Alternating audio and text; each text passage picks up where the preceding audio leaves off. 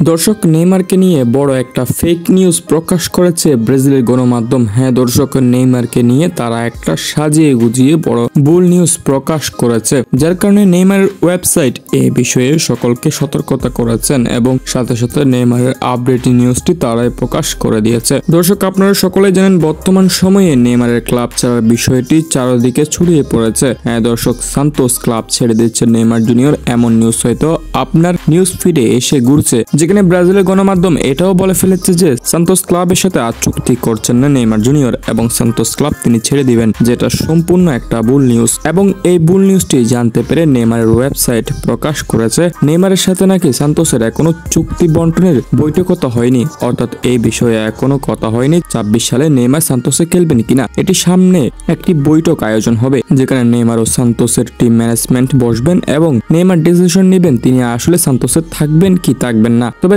তার আগেই আলতু ফালতু নিউজ প্রকাশ করে ফেলেছে ব্রাজিলের গণমাধ্যম, যার কারণে এখন হাজারো মানুষের মধ্যে দ্বিধাবোধ সৃষ্টি হয়ে গেছে। দর্শক, অনেক ভাই কমেন্ট বক্সে এসে আমার থেকে জিজ্ঞেস করছেন নেইমারের সর্বশেষ আপডেট কি। দর্শক, নেইমারের সর্বশেষ আপডেট হলো তিনি বর্তমানে অনুশীলনে আছেন, অর্থাৎ তিনি বর্তমানে ফিট আছেন ফুটবল খেলার জন্য এবং নভেম্বরের 9 তারিখ সান্তোস ক্লাবের হয়ে তিনি ফ্ল্যামেঙ্গোর বিপক্ষে মাঠে নামবেন। দর্শক, এছাড়াও অনেকে জিজ্ঞেস করেছেন ব্রাজিলের আগামী ম্যাচগুলোতে নেইমার থাকবেন কিনা। আসলে দর্শক, এটি নির্ভর করবে ব্রাজিলের কোচ কার্লো আনচেলত্তির উপর। তার আগামী ম্যাচগুলোর পরিকল্পনার মধ্যে যদি আসলে নেইমার জুনিয়র থাকেন তাহলে হয়তো নেইমার জুনিয়রকে স্কোয়াডে রাখবেন, আর যদি তার পরিকল্পনার বাইরে থাকেন নেইমার জুনিয়র তাহলে তিনি আগামী 2 ম্যাচও মিস করবেন। এটি সম্পূর্ণ কার্লো আনচেলত্তির উপর নির্ভর করছে। তবে বর্তমানে নেইমার ফিট আছেন এবং 9 তারিখ সান্তোসের ম্যাচে তিনি মাঠে নামবেন। আশা করি দর্শক নেইমারের আপডেট সমূহ আপনারা পেয়ে গেছেন এবং নেইমারের আগামী আপডেটগুলো পেতে চাইলে অবশ্যই চ্যানেলটিকে সাবস্ক্রাইব করে রাখুন, যাতে আমি আপডেট প্রকাশ করলে সবার প্রথমে আপনাদের কাছে চলে যায়।